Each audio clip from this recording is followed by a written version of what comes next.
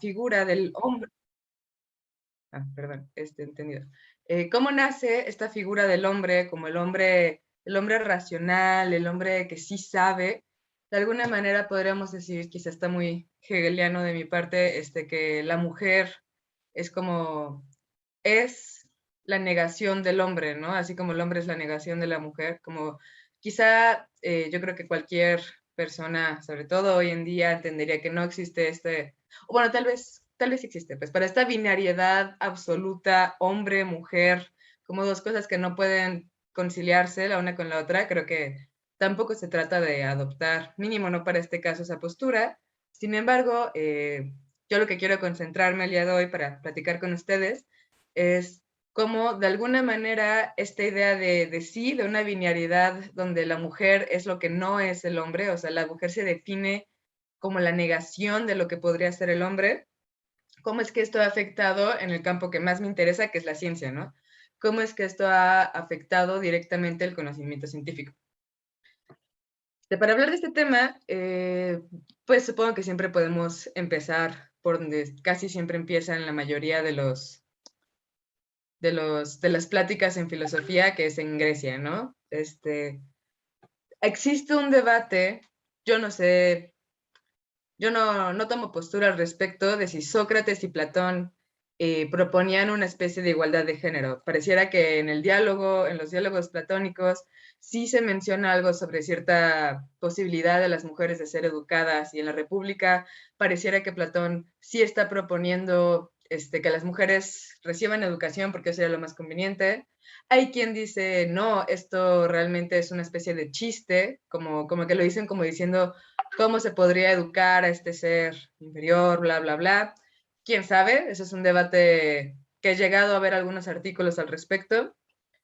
Pero lo que me interesa es como, por ejemplo, ya en los diálogos platónicos, nace esta figura de Dótima o Dótima, si no, Diótima, no sé si haya una ahí por ahí, pero que fue como esta maestra de Sócrates, entonces nace un poco vista como desde la perspectiva de esta figura que es Sócrates y quién es ella y de qué hablaba.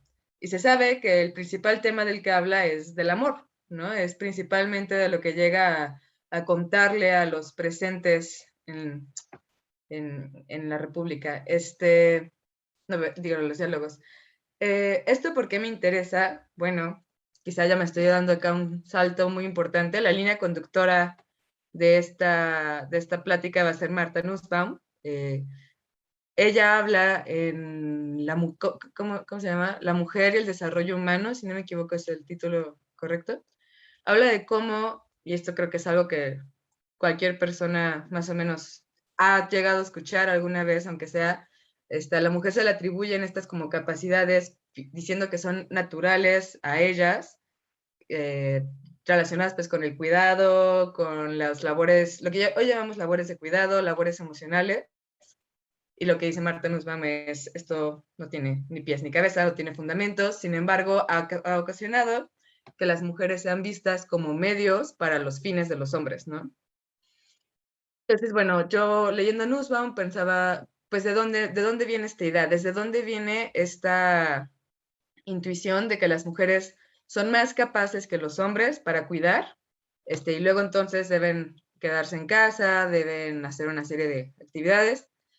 Pareciera que nos los podemos encontrar ya desde que esta figura de la filósofa que sí es respetada en los diálogos está hablando de lo que hoy llamaríamos una labor emocional.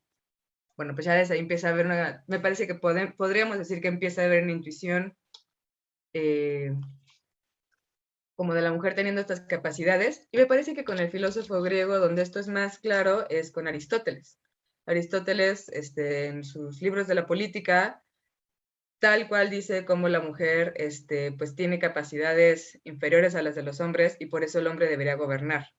En su contexto, esta cuestión de la gobernanza no es solamente de la polis, también es en general gobernar a la familia y gobernarse a sí mismo. El hombre, como este animal racional y animal político del que habla Aristóteles, debe tener la capacidad de decirle a la gente a su alrededor cómo comportarse.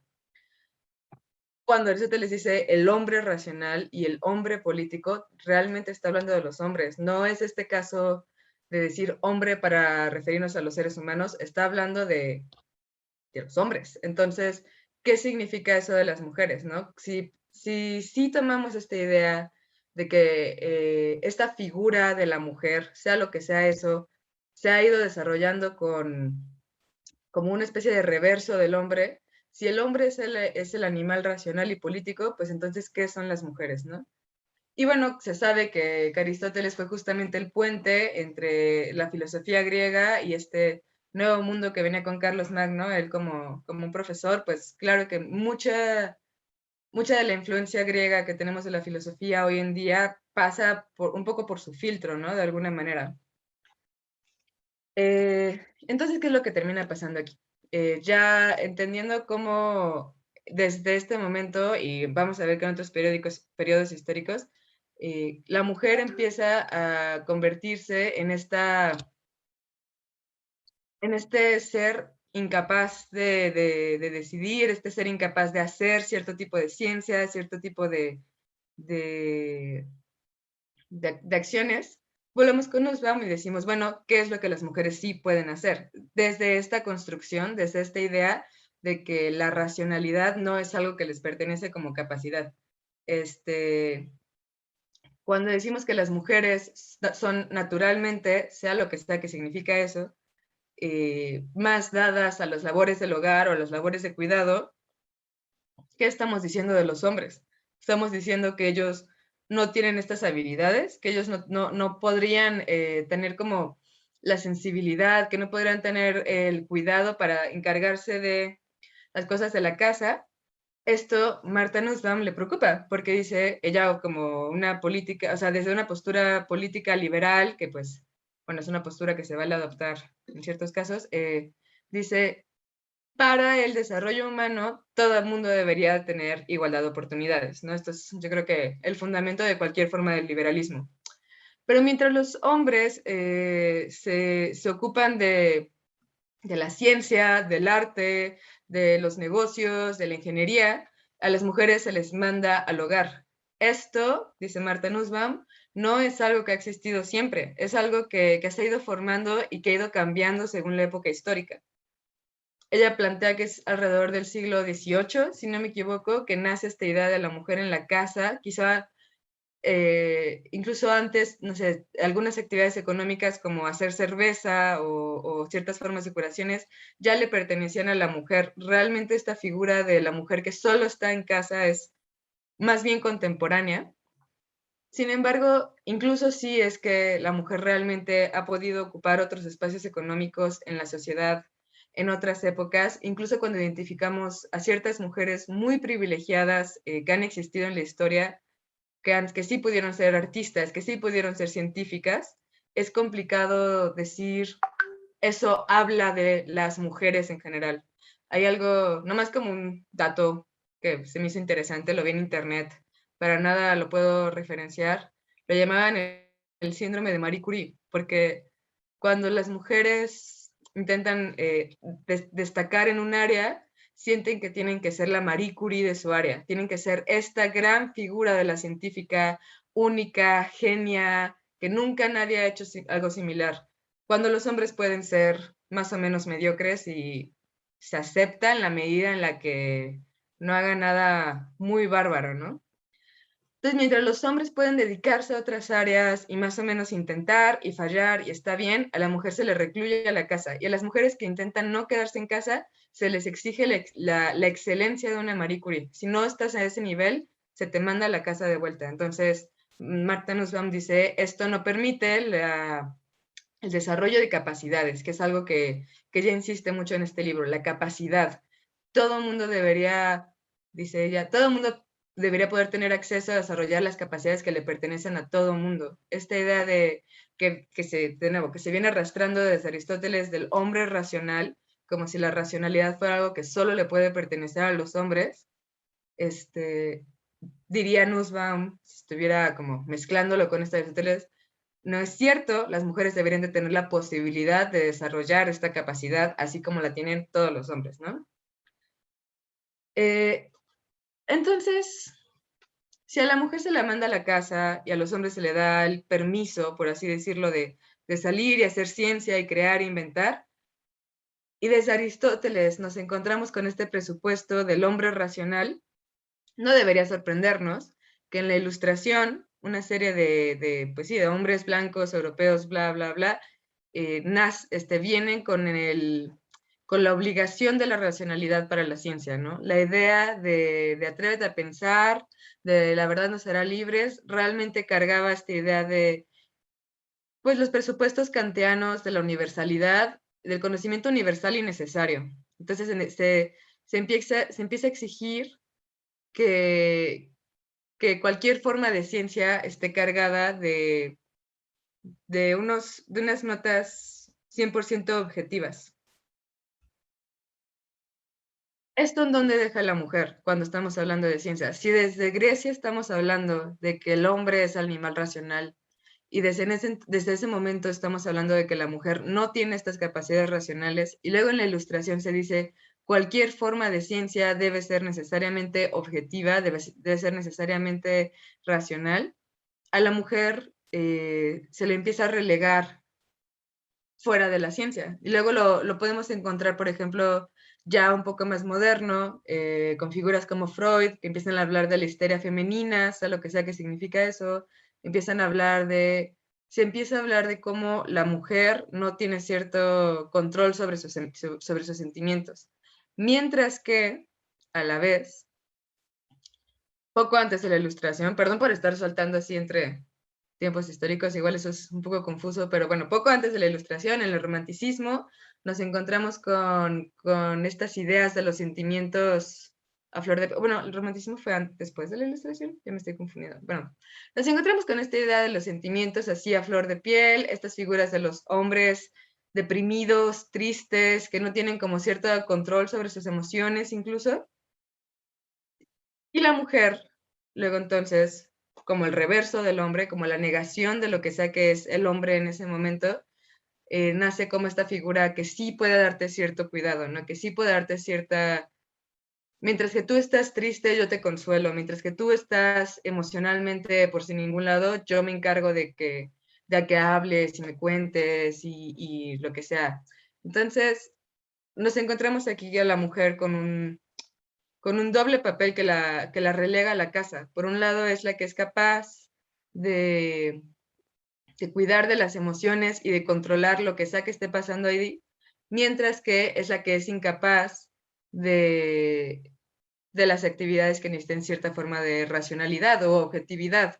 Esta idea de yo poder hacer de lado mis intereses personales, mis emociones, mi no sé qué, para hacer ciencia.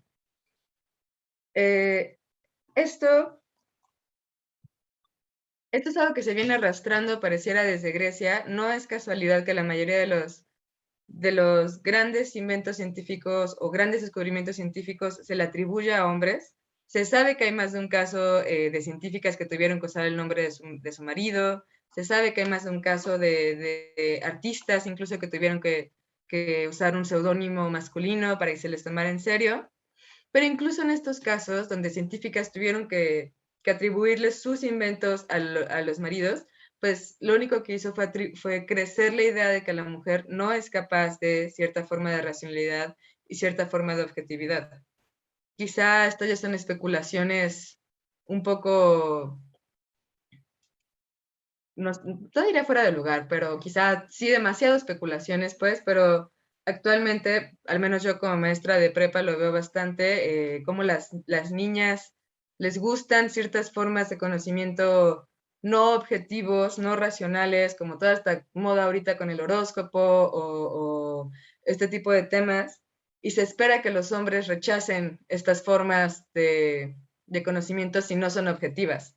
Pareciera que parte de la construcción de la masculinidad, parte de la construcción de lo que significa ser hombre, incluso hoy en día, tiene que ver con siempre estar buscando y obligando a cualquier forma del conocimiento a caber en los márgenes de la objetividad. Todo esto, ¿por qué nos interesa? ¿Y por qué sería interesante para la filosofía de la ciencia en particular? Supongo que existen muchas posturas. Por ejemplo, el positivismo lógico diría que el contexto de creación, o sea, el contexto de creación del conocimiento no tiene por qué ser importante para la ciencia. Esto significa, no importa si yo estoy haciendo ciencia en el medievo o en la modernidad, lo que importa es el conocimiento que sale de ella, las leyes, las teorías, los datos. Sin embargo, pues el positivismo lógico fue muy criticado justamente por este tipo de aseveraciones, y luego nos encontramos con figuras como Thomas Kuhn, como sí heredero del positivismo lógico, pero ya en otra época, ya un poco más similar a lo que nos encontraríamos hoy en día, diciendo cosas como la ciencia depende del contexto científico, no depende del contexto social. Es decir, la ciencia, si se crea ciencia en el margen de una revolución, tal vez al inicio la revolución pueda ser propulsora o lo que sea de esta creación científica, pero después realmente la ciencia se mueve dentro de su propio lenguaje y su propia lógica, no necesita o no es afectada por el conocimiento que viene de fuera. Sin embargo, yo en lo personal soy una gran fanática de autoras como Isabel Stengers, que justamente le hace una crítica a Kuhn en alguno de sus libros por este tipo de posicionamientos, donde dice, no es cierto.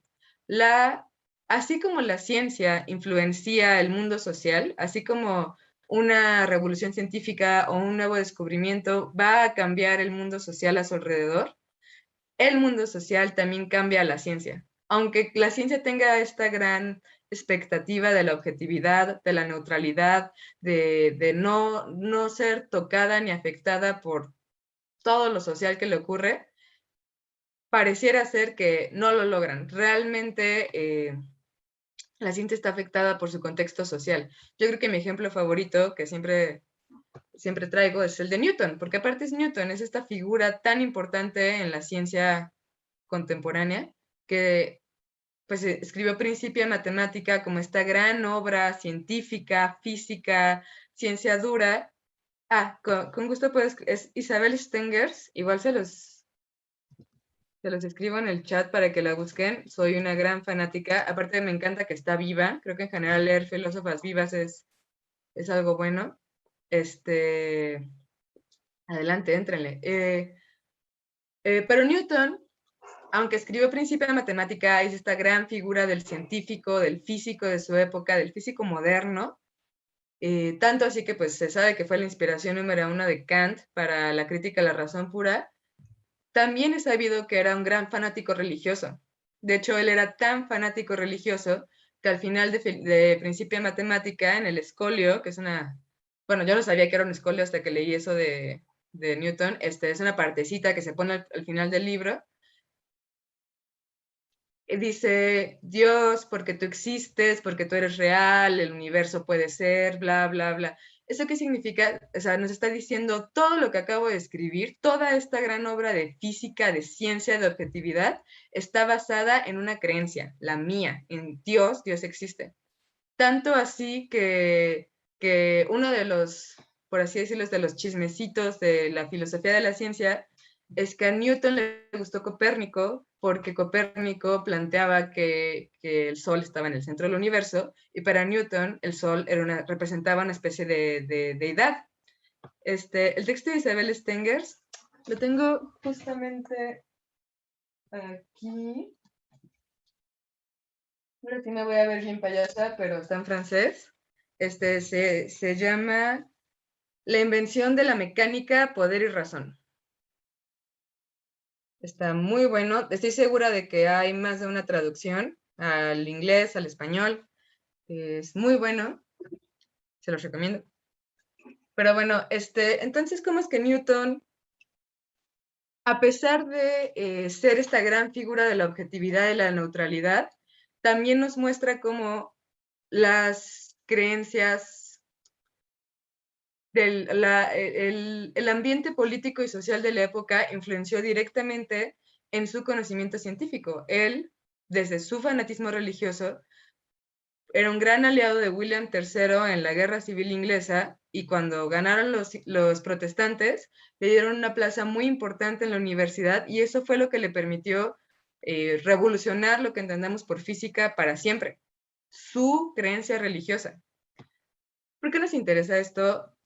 Pensándolo en el margen de la configuración de la mujer como la incapaz de la razón, dentro de esta idea de que si los hombres son es el animal racional y la mujer es lo opuesto al hombre, luego entonces la mujer debe ser el animal que no es capaz de esta forma de objetividad, de esta forma de razón. Pues yo preguntaría más bien cómo es que el conocimiento científico se ve afectado, se ve tocado por esta idea de que las mujeres no pueden participar en él de la misma manera que los hombres. Sobre todo la idea de que los hombres le ponen una exigencia muy clara al conocimiento científico, esta es, sé objetivo, sé racional, y a la vez los hombres mismos son los que dicen las mujeres no son capaces de tener o de desarrollar esta capacidad de la misma manera que los hombres. Es claro que hoy en día hay más de un programa para cambiar esto, lo podríamos llamar reparaciones históricas, lo podríamos llamar feminismo simplemente, y eso está muy bien, no hay duda de eso. Mi pregunta es, tantos años de ciencia en los que estuvieron estos dos presupuestos de fondo, la ciencia tiene que ser objetiva y racional y las mujeres no son capaces de crear conocimiento objetivo y racional.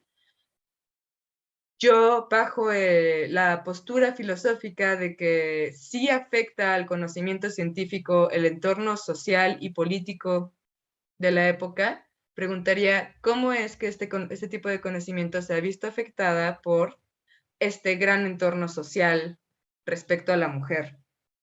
Ah, bueno, un poco para concluir, volviendo también a Nussbaum, que sí la agarré como un poco mi hilo, ella insiste muchísimo en que la gente debería ser un fin en sí mismo, no un medio para los fines ajenos. Si a las mujeres se les ha relegado a los espacios de cuidado, a la casa, mientras que a los hombres se les daba esta gran capacidad de la razón para hacer ciencia, yo creo que todas conocemos mínimo una historia de hombres que han hecho estas cosas increíbles, así como si no comieran, o como si no se bañaran, o como si no limpiaran sus casas. O sea, para que ellos pudieran hacer todas estas cosas, tuvieron que haber muy probablemente varias mujeres que estuvieran sosteniendo ese trabajo. Las mujeres terminaban convirtiéndose en un medio para que los hombres pudieran llegar a estos fines.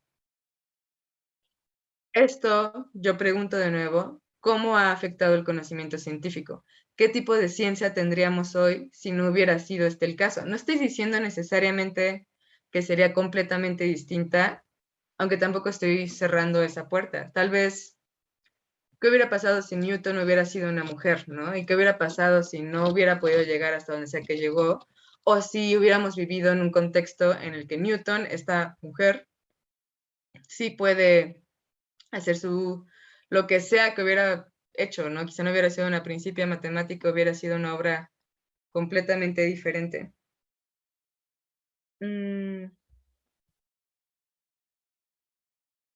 eh, y también yo preguntaría en esta posmodernidad en la que más o menos se espera que en cualquier ambiente más o menos académico, sé que esta no es una realidad, yo creo que todas las mujeres aquí más o menos lo han vivido, pero se espera que la razón se vea como una capacidad femenina, así como una capacidad masculina, o simplemente que ya no exista lo femenino y lo masculino y simplemente sea una capacidad entre otras. Yo me pregunto, ¿cómo es que esto cambia? Ya sea, ¿cómo es que de alguna manera en la época actual hemos desvalorizado la razón, lo cual yo en lo personal no critico, o sea, cómo hemos desvalorizado la idea de la objetividad y cómo incluso desde la mecánica cuántica y todo este peso de la probabilidad sobre los resultados ha hecho que cambie esta idea de que la ciencia tiene que ser objetiva, eso por un lado, mientras que por el otro lado y en conjunto ya no se espera que la mujer no sea capaz de desarrollar estas capacidades pues de una forma de conocimiento racional y objetivo. Yo pregunto, ¿cómo es que esto ya afecta al conocimiento científico o lo afectará? Y bueno, me parece que más o menos eso es lo que quería compartir hoy con ustedes. No sé si Isa quiera decir un comentario o si quiera pasar directo a una Sí, ronda de preguntas. gracias, Sara. Gracias, muchas gracias por platicarnos esta problemática que es muy interesante, ¿no? Respecto al lugar que se le ha negado a la mujer, tanto física como simbólicamente, incluso en el ámbito científico, ¿no? Y creo que podemos estar de acuerdo en que preguntarnos cómo ha afectado esta ausencia, o más bien negación de presencia de la mujer en el quehacer científico, pues es sumamente relevante, ¿no? En estos tiempos, eh, pues en donde existe una cierta pretensión de retribución o de compensación, ¿no? Pues a a esta marginación esta marginación que se le ha obligado a la mujer, pues, sufrir, y nos quedamos con esta reflexión importante sobre qué hubiera pasado, cómo cambiaría nuestra noción del conocimiento científico o nuestra noción misma de la ciencia si los grandes pensadores o los grandes contribuyentes a la construcción científica hubieran sido mujeres, ¿no? Eh, pero bueno, nos quedamos con esas muy interesantes preguntas, con más preguntas que respuestas, pero gracias por tu clara intervención y ahora si alguien tiene alguna duda o comentario, pues es el momento de hacérsela a Sara. Muchas gracias, Sara. Y abrimos espacio para preguntas.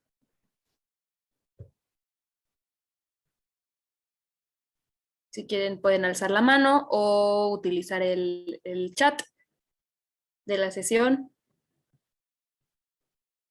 Ah, sí, Priscila Alvarado, adelante. Muchas gracias. Bueno, gracias, Sara, también. Entré un poquito tarde, perdónenme. Pero bueno, creo que puedo escuchar una buena parte. Y me llama mucho la atención en el tema de la filosofía de la ciencia.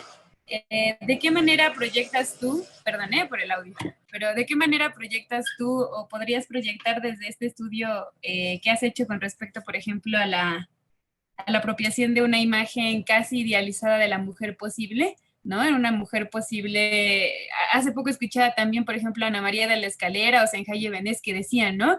Que es esta mujer posible siempre y cuando tenga como cierto estándar, también le dices tú, parecido al del varón, ¿no? Que parezca colocarse casi en el mismo, como en el mismo espacio, ¿no? Y un poco pensaba en las epistemólogas feministas del siglo pasado, ¿no? Que de pronto hablan de esta crítica directa, por ejemplo, a la construcción de la pregunta misma, por ejemplo, ¿no? Una Rota Unger que decía qué se ha preguntado y qué no se ha preguntado.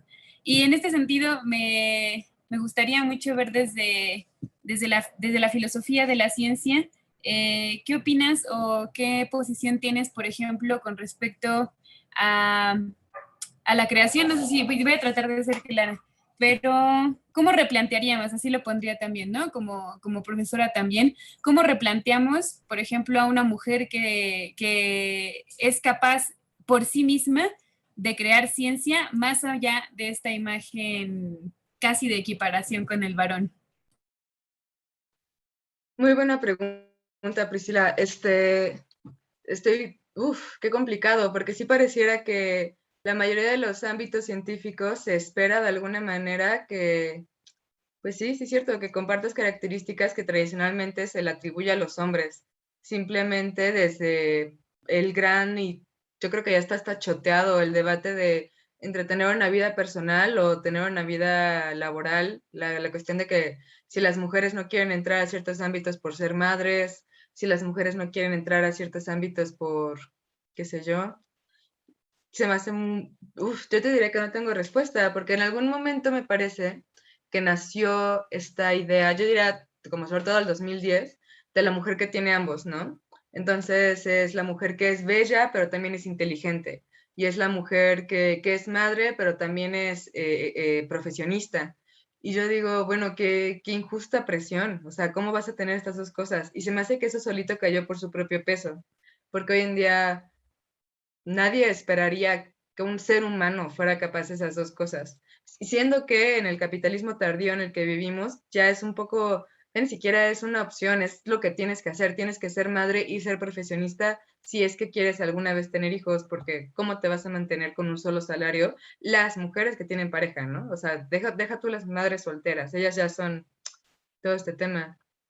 Se me hace que existe una gran presión por tenerlo todo cuando eres mujer, como si no eres madre y solo eres científica, se asume que te falta algo, si no eres profesionista y solo eres ama de casa, solo eres ama de casa, cuando realmente, como si eso no fuera una profesión en sí mismo.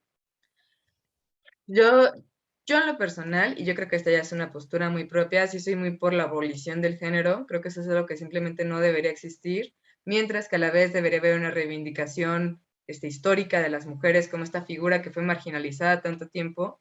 Tal vez la única manera en la que planteas esto, como quitar esta idea de que para poder tener éxito en la ciencia debes tener estas cualidades masculinas, quizá la única manera de no tenerlo es si simplemente no existe lo masculino, ¿no? Y eso implica un poco, pues no tener lo femenino, lo cual, pues no diría como borrado de la mujer, pero sí, o sea, más bien una reivindicación de la mujer mientras se abole el género, pero no sé si eso es contradictorio en sí mismo, o sea, creo que en general planteas una cosa bien complicada y bien real. Muchas gracias. Oye, ¿podría compartir esto que iba a citar y mandé sin querer en una red de chicas de estudios feministas? Claro que sí, qué honor, muchísimas Muchas gracias. gracias. Sí, adelante, Chantal. Ok, gracias. Buenas tardes. Bueno, pues quisiera preguntarte, pues se me hace muy interesante abordar esta parte de la filosofía, ¿no? Porque pues ahora hay muchas reuniones en donde se tocan aspectos en cuestiones psiquiátricas, trastornos, psicología, hasta en la parte social, ¿no? Otras áreas, pero me llama mucho la atención esto que estás planteando y quisiera preguntarte cómo, cómo podríamos hacer, bueno, en tu experiencia, más bien, ¿cómo le haces entender al hombre desde la filosofía, que es circunstancial, que el hombre mismo es circunstancial, para que con ello él deje como de tener esa lucha constante contra la mujer, que es lo que nos está poniendo en un escenario desde siempre, ¿no? Desde la historia de la humanidad. Pero bueno, ahorita pues, hemos alcanzado unos niveles de violencia impresionantes. Entonces, ¿cómo podrías ayudarme a responder esa pregunta, por favor? Buena pregunta, Chantal. A mí en lo personal, y sé que ahorita, pues por todas estas noticias que están saliendo, está ahorita en tela de juicio, lo cual se me hace súper válido. A mí me gusta mucho Michel Foucault. Algo que me gusta mucho de él es esta cuestión de la episteme y cómo lo maneja. Entonces, la cuestión de la episteme es decir, en una cierta época, el conocimiento, cómo se va moviendo y cómo se va creando. Porque esto se me hace que está un poco incluso de la mano de Martha Nussbaum, la violencia de género no es algo que se exprese siempre de la misma manera. Creemos que siempre ha sido así, esta onda de la mujer en la casa, el hombre en el trabajo, la mujer sumisa, el hombre dominante, pero no es cierto, simplemente se ha ido expresando de distintas maneras con el tiempo. Entonces, yo en lo personal, pues claro que sí intentaría decir, a ver, el hombre es un invento moderno, ¿no? El hombre, esta idea del hombre es algo moderno. De eso que estaba hablando Aristóteles en su momento del hombre racional, claro que permeó 100% lo que se entiende como hombre hoy, pero eso que hoy entendemos por hombre no lleva ni tus, ¿qué será? 300, 400 años existiendo. Sin embargo, no sé, yo a Michel Foucault lo conocí en la licenciatura. Era una licenciatura donde éramos yo creo que 2 o 3 mujeres y los demás eran hombres, y sin embargo, aunque tenían todo este conocimiento, todo este entendimiento, pues sí eran hombres. O sea, como esta idea del macho, machitos, así con todo. Siento que en las carreras de filosofía muchísimas veces una entra pensando, pues a ver, o sea, qué fácil, solo haz la tarea y con eso ya vas a entender muchísimas cosas, pero pues muchas veces, no sé sus experiencias personales, desde la mía fueron muchas excepciones de decir, estos son mis compañeros y se supone que son los que saben. Ahora imagínate los que no. ¿Por qué te digo esto? Me parece, en mi experiencia, que la mayoría de los hombres que son capaces de entender esta cuestión del hombre como algo circunstancial, de esta violencia innecesaria, son los que viven cierta forma de marginalización. Pareciera que tiene que ser algo muy empírico, como que tienen que vivir directamente una experiencia propia que puedan traducir a la experiencia femenina.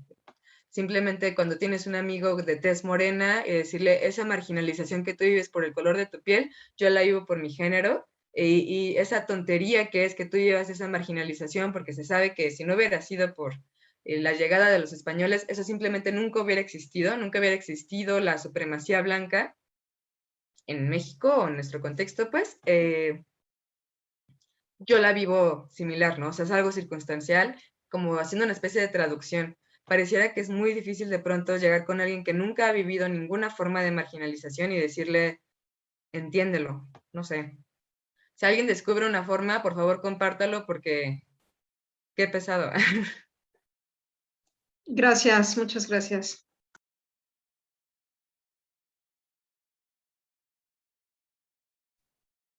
¿Alguien más desea preguntar o comentar algo?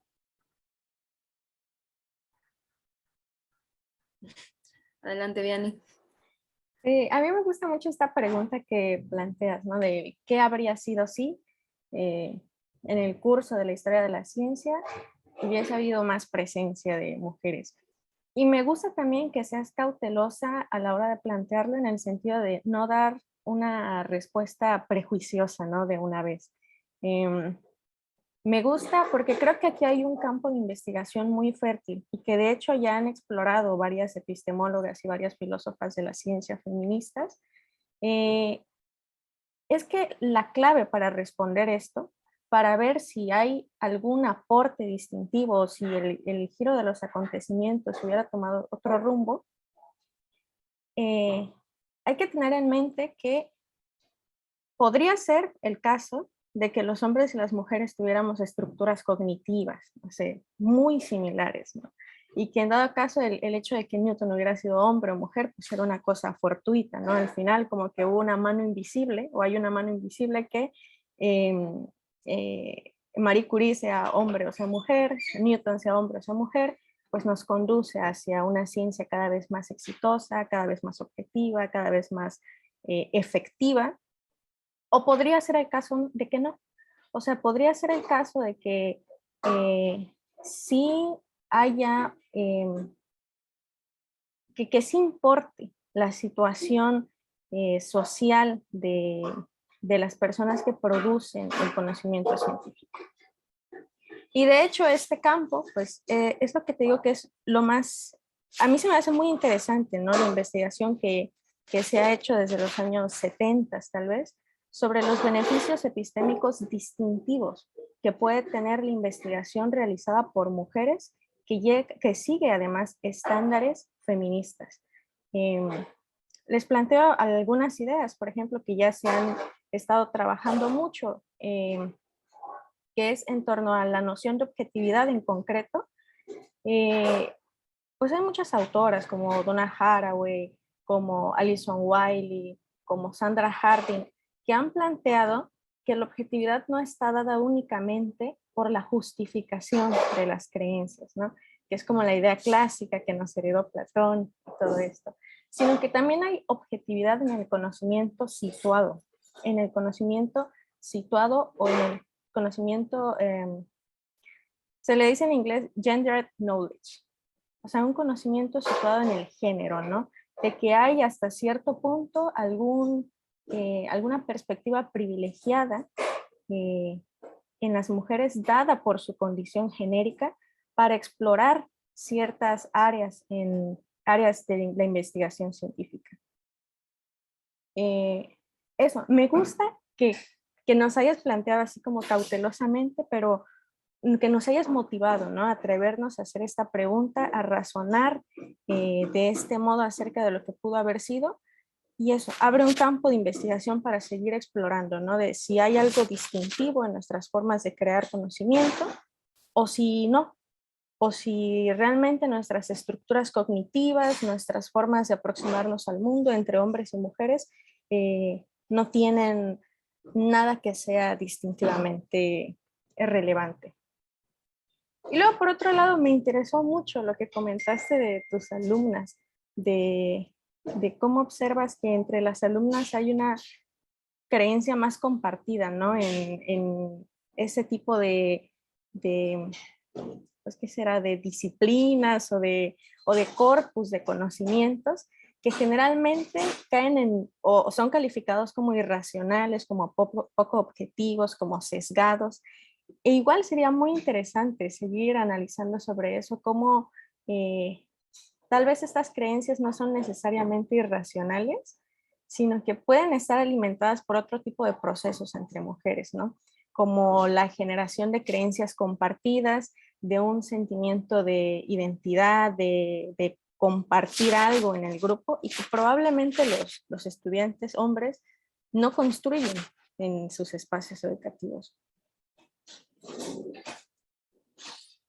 Muchísimas gracias, Vianney. Está interesantísimo este comentario que haces. Si tienes algún texto de esto, de filósofas de la ciencia feministas, yo sí te lo pediría definitivamente. También quizá he leído lo más básico, lo más general, pero es algo que de pronto falta en los programas educativos, entonces sí me ayudaría. Y estoy muy de acuerdo contigo. Yo siento que, por ejemplo, el gran interés que ahorita yo veo en mis alumnas y también en mis amigas por la astrología, tiene mucho que ver con un deseo de conocerse, con un deseo de saber quién eres. Quiero saber la manera en la que amas, en la manera en la que te enojas, la manera en la que piensas y quiero saber la manera en la que yo amo y conozco y pienso y soy y bla, bla, bla. Entonces, para eso quiero la astrología. Quiero saber a qué hora naciste para poder conocer si no tengo ni idea, la verdad, si tu Júpiter está en Leo y eso significa que tú eres. Y de pronto los hombres pareciera que tienen que sentir una especie de vergüenza de decir, quiero saber la manera en la que mi amigo ama y quiero saber la manera en la que vive el enojo y vive la tristeza. Y eso es tonto y eso no sirve de nada y eso no es verdadero. No importa si eso no es verdadero, es como yo construyo la manera en la que te conozco a ti, desde este filtro de que eres Piscis. Pero eso no tiene nada que ver, te quiero conocer. Y sí creo que eso tiene que ver con un deseo, pues sí, con una cierta como capacidad que, de nuevo, erróneamente, porque no hay nada natural, pero se le ha atribuido a la mujer de cierta como gestión de sus emociones y gestión de sus sentimientos, que pareciera que a los hombres les hace falta. Está Sí, eso interesante. que acabas de decir se me hizo valiosísimo, ¿eh? Porque justo nos estás planteando otras formas incluso de concebir el conocimiento, de que puede haber conocimiento personal y conocimiento de los otros que no requiere satisfacer las tablas de verdad, ¿no? Que no requiere satisfacer la evidencia científica. Y pues eso igual o sea, está muy padre que tengamos ocasión en ese seminario de ir viendo estas cosas que no son del todo evidentes porque suelen rechazarse justo del ámbito de la epistemología. Totalmente.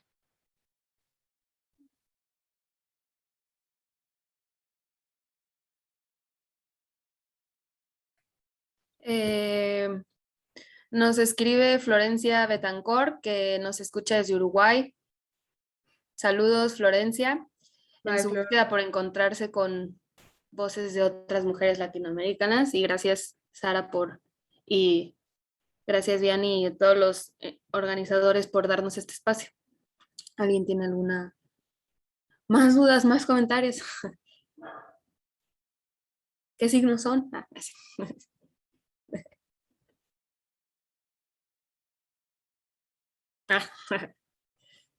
Adelante, Edmi. Hola y gracias por tu charla. Creo que está muy buena. Me gustó mucho el plantearse el qué tanto tiene que ver el contexto social con la persona que hace ciencia y ponernos a investigar un poco más de eso, ¿no? Porque varias de las otras cosas que mencionabas creí que iban a ir hacia un lado y resulta que no, ¿no? Como que volvías al hilo central, pero de esas cosas en las que yo me fui, me quedé pensando con este último comentario de que dices que no es natural en las mujeres que tengan mayor predisposición a los cuidados, por ejemplo, ¿no? O que los hombres estén más predispuestos al mundo de las ideas.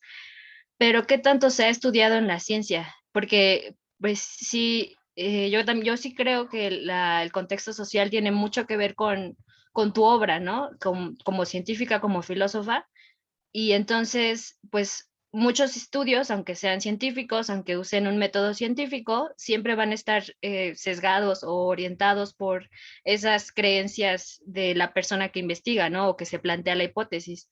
Entonces yo quería preguntar si también has pensado tú en ese tema, especialmente en qué tan natural son ciertos rasgos en las mujeres y ciertos rasgos en los hombres, porque a mí también bueno, a mí de lo que dijiste me causó como, ¿qué? Espanto, no sé, lo de abolir el género, ¿no? Porque creo que desde mi perspectiva, sí, el género puede ser un constructo social y puede tener muchas implicaciones negativas, pero que también parten de cosas de la naturaleza, ¿no? Porque yo lo veo comparado con otras especies, como la ciencia, como la filosofía siempre se eleva para alejarse de la naturaleza y de los animales, pero si volteamos a ver el contexto de los animales, el cómo se comportan nuestros vecinos más cercanos como los bonobos, hay muchas cosas que podemos aprender, ¿no? Y comparar y decir, es que sí somos como ellos o sí podríamos ser como ellos, ¿no? Entonces, mi pregunta era como en ese tema, ¿qué has pensado de lo que es natural en hombres y mujeres? Y gracias. Muchísimas gracias, Mi. Pues qué complicado. Bueno, la cuestión de abolir o no abolir el género, bueno, eso creo que es algo muy de posiciones. Yo creo que se da para también todo otro seminario entero, pero principalmente esta cuestión de las diferencias, llamémosle naturales, entre hombres y mujeres. En mi experiencia, buscando un poquito y así, me he encontrado con que podemos encontrar tantos artículos científicos de universidades muy respetables, etcétera, que dicen que no hay ninguna diferencia biológica entre hombres y mujeres, desde esta cuestión, no sé, de que cómo es, que al principio el clítoris, en la formación, en la gestación, que el clítoris, el pene es realmente solamente un clítoris que se sale, luego entonces no hay tanta diferencia, o qué sé yo, o las personas que son intersexuales y que realmente solo es una decisión si se van a ser hombres o ser mujeres por parte de los padres, pero al final del día no es como que haya nada biológico que les lleve a ser hombres o a ser mujeres, y al final, por el hecho de que adoptaron un rol de género desde la niñez, adiós, Beth, muchísimas gracias por despedirte. Bueno, al final el simple hecho de que hayan adoptado un rol desde la niñez les lleva a vivir como hombres o mujeres. Podemos encontrarnos ese tipo de posiciones, así como podemos encontrarnos otro tipo de posiciones súper respetables de que sí hay una diferencia biológica intrínseca pues sí, en la anatomía y en las hormonas y en los órganos que tenemos diferenciados, en diferencias que nos encontramos desde la estatura, desde qué sé yo. Eso bueno, creo que eso nos podemos encontrar un sano 50-50 de cada uno, muy probablemente. Yo pensando en la filosofía como el área que más le sé, un poquito, pienso sobre todo en Thomas Hobbes, que empieza a hablar al mero inicio de la modernidad. Dice, no existe una naturaleza humana, porque él al final, o sea, está viviendo el inicio de las caídas de las monarquías, donde estaban estas figuras tocadas por Dios, ¿no? Del monarca, y existían estas células similares a las monarquías llamadas familias, donde había un patriarca que era el que bla, bla, bla.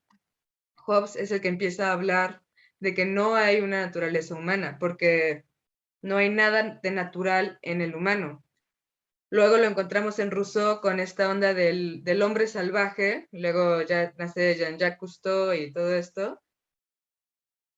Hobbes no estaba haciendo un planteamiento de volver a lo natural, estaba diciendo eso que existía en lo natural, en el mundo salvaje, no era un ser humano, era un animal y está bien y no tiene nada de malo.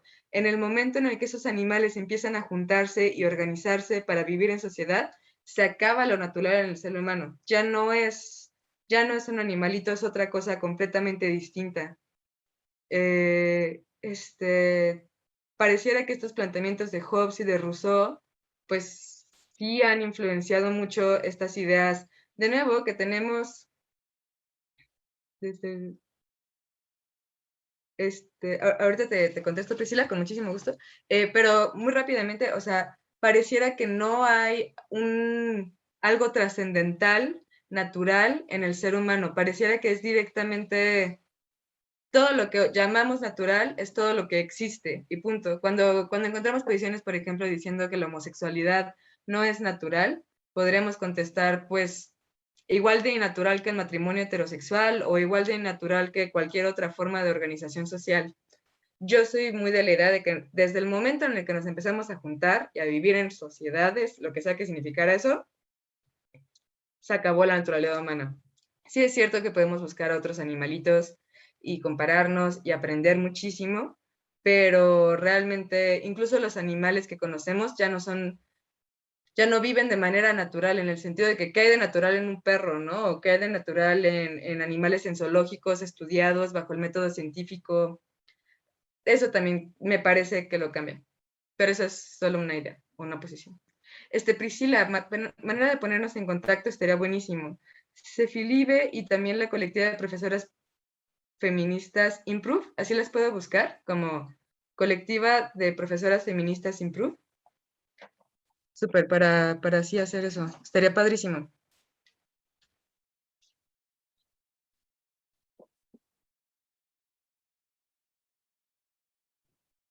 Ok, no, gracias a todas las que han participado con una pregunta o algún comentario para Sara. Gracias, Sara, de nuevo. No sé exactamente cuánto tiempo nos quede para el espacio de preguntas y comentarios. Pues ya nos comenzamos a despedir más bien. Ok. Sí, bueno, últimos Y sí, avisos. perdón, Vianney. Sí, adelante, Vianney, con algunos avisos Sí, importantes. bueno, para empezar, que te agradezco mucho, Isabel, que hayas moderado. Gracias, Sara, por tu plática. Están todas invitadas a la próxima sesión, que va a ser el 7 de octubre. No sesiona esta línea de estudios, pero sí sesiona otra sobre estudios de la corporalidad y subjetividad. El tema es cuerpo y erotismo, la transvaloración del cuerpo femenino frente a la moral tradicional. Pueden asistir con el mismo link con el que se unieron a la sesión de hoy.